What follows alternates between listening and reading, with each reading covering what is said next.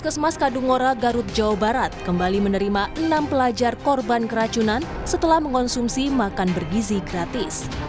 4 korban keracunan berasal dari 4 sekolah berbeda, yakni SDN Talaga Sari 4, SMPN 1 Kadungora, SMP PGRI Kadungora, dan SMA Anissa Kadungora. Pelajar yang keracunan memiliki gejala yang sama, yakni mual, sesak, pusing, dan diare. Kepala Puskesmas Kadungora menyatakan total korban keracunan di Garut berjumlah 299 orang. Seluruh pasien korban keracunan yang dirawat pada Selasa dan Rabu sudah dipulangkan. Sementara 6 korban keracunan MBG lainnya masih dirawat di Puskesmas Kadungora, 1 di Puskesmas Leles, dan 3 di RSUD Dr. Slamet. Kalau tadi jam 6 pagi 299. Ada 6 orang yang datang, kemudian sisanya kemarin yang 27 orang dirawat sudah pulang semua, alhamdulillah ada sehat. Mungkin yang pertama ada yang keluhannya dari Selasa dirasakan, mungkin obati sendiri. Sekarang ada penambahan gejala mungkin ya, atau juga tidak ada perbaikan, akhirnya datang ke puskesmas. Masal keracunan MBG, Komisioner Komisi Perlindungan Anak Indonesia KPAI, Diah Puspitarini, mengusulkan 2 pilihan sebagai langkah penanganan keracunan MBG. Salah satunya adalah menghentikan sementara program MBG di daerah yang berstatus KLB atau kejadian luar biasa. Program ini dihentikan dulu, terutama di daerah-daerah KLB. Ya, dihentikan ini bisa 1 minggu, 2 minggu, ya. Dan kalau sudah kita evaluasi menyeluruh, termasuk anak-anak yang keracunan ini kembali pulih begitu ya. Nah, itu mungkin akan lebih baik seperti itu. Nah, alternatif yang kedua, program tetap berjalan, tetapi sesegera mungkin duduk bersama.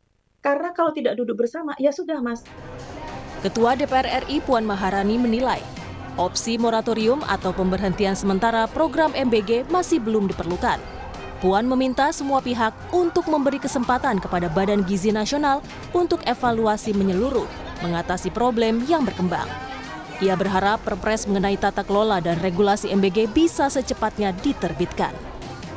Kita lihat dulu, kita evaluasi total, kemudian bagaimana kemudian nanti di lapangannya, mana saja yang harus kita perbaiki, mana saja yang kita harus evaluasi. Kan sekarang baru akan dilakukan, jadi apa saja yang akan dilakukan, bahkan sudah akan turun perpres untuk melibatkan kementerian lembaga terkait untuk ikut bisa berpartisipasi sehingga tidak terjadi hal yang kemudian kemarin terjadi seperti keracunan dan lain sebagainya.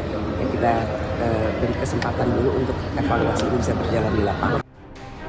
Per 30 September 2025, Badan Gizi Nasional mengungkap 6.457 orang terdampak keracunan menu MBG dari wilayah 1 yang mencakup Pulau Sumatera, wilayah 2 di Pulau Jawa, dan wilayah 3 mencakup Indonesia Timur. Dengan 4.147 orang atau kasus terbanyak ditemukan di Pulau Jawa. Tim Liputan, Kompas TV. Dan untuk membahas perkembangan penanganan kasus keracunan MBG di Jawa Barat, sudah ada jurnalis Kompas TV Vida Alatas dan juga juru kamera Reza Pratama. Vida, selamat malam. Dari kasus awal keracunan menu MBG di Garut, Laboratorium Kesehatan Daerah Jawa Barat ini belum menerima sampel makanan yang diduga penyebab keracunan. Bagaimana perkembangannya? Kemudian juga setelah Kabupaten Bandung Barat sempat berstatus sebagai kejadian luar biasa, kini Garut juga ditetapkan KLB. Ini seperti apa perkembangannya?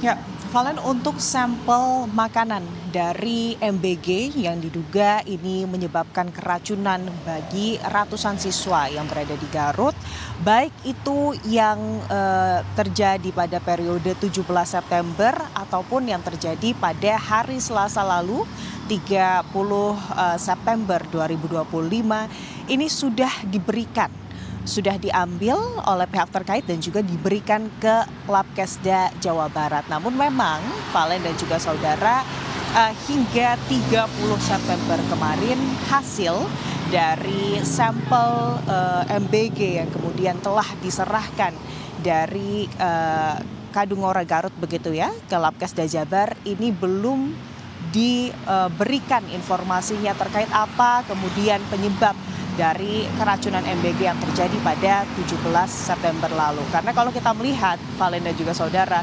sebetulnya berdasarkan informasi yang diberikan oleh Ketua Pelaksana MBG Daerah Garut, yakni Sekda Garut begitu ya, menyebutkan bahwa informasinya periode diperiksanya hasil dari MBG hingga mengeluarkan hasil begitu ya, ini 5 hingga 7 hari. Ada juga yang menyebutkan bahwa hasil ini bisa keluar dalam jangka waktu 10 hari. Tapi pada tanggal 29 September lalu, Sekda Kabupaten Garut ini menyebutkan bahwa hingga tanggal 29 September pihaknya atau Sekda Kabupaten Garut ini belum juga menerima hasil lab pemeriksaan dari sampel MBG yang menyebabkan keracunan pada 17 September lalu. Itu belum keluar, lalu Valen di hari Selasa kemarin begitu ya, MBG atau keracunan MBG ini kembali terjadi. Dan totalnya kali ini lebih banyak daripada MBG periode pertama di 17 September lalu. Paling tidak hingga hari Kamis hari ini totalnya ada 303 siswa dari seluruh tingkatan baik itu SD, SMP, SMA yang kemudian mengalami keracunan dan harus dirawat di paling tidak 2 puskesmas, yakni Puskesmas Kadungora dan juga Puskesmas Leles, serta yang lebih parah gejalanya ini dirujuk ke Rumah Sakit Umum Daerah Garut begitu. Dan hingga sore hari tadi, Valen dan juga saudara, total yang masih dirawat ini ada 10 orang, di mana 8 orang ini dirawat di puskesmas, sementara 2 lainnya dirawat di RSUD Garut. Dan untuk hari ini, Valen dan juga saudara, masih ada korban yang berdatangan ke puskesmas, totalnya 6 orang, dan tentunya hingga kini yang masih ditunggu ini adalah terkait hasil lab dari sampel MBG pada 17 September dan juga hasil lab dari sampel MBG yang diduga menyebabkan keracunan pada hari Selasa ini. Yang sampel ini sudah diambil, kami tentunya masih menunggu hasilnya, Valen. Baik, terima kasih atas laporan Anda, jurnalis Kompas TV Vida Alatas dan juga juru kamera Reza Pratama. Terima kasih.